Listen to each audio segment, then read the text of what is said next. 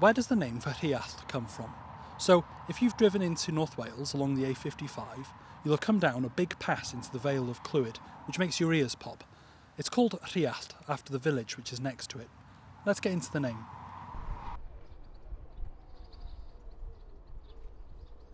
So let's break the name down. Now, there are three theories as to what Rhuallt means, and all of them share one thing, and that is that the end part of Rhuallt is the word allt, which means a wooded slope. First theory says that it's Rhuallt, Rhu being a intensifier suffix, and it means two, so it means something like the great slope, the big slope. The second theory is that the first part is rhydd, which is an Old Welsh word for red. Now, a couple of people are going to say, Joe, isn't coch Welsh for red? It is, but it's a newer word borrowed in from Latin. The original word is rhydd, and you can see it in our word for red gold, rhyddair. The final one is that it's from the word Rhuallt.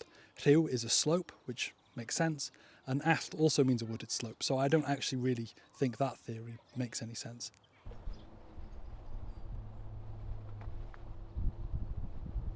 Now, for many people in North Wales, Rhuallt is associated with journeys, either going on the A55 out of North Wales or coming back in and feeling your ears pop and knowing you're nearly home. But this association with travel has actually been around for a very long time because the village actually lies on the Roman road between Dewa, Chester, Caer and Canovium, Caerhyn, where it crosses the River Conwy.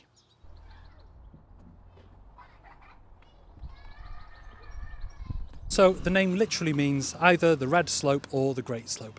Anyway, diolch, thank you. Give us a like, give us a share and give us a subscribe, and if you want to support me on my quest to explain every place name in Wales, you can on my Patreon. The link's in the bio. Diolch. Have a good one.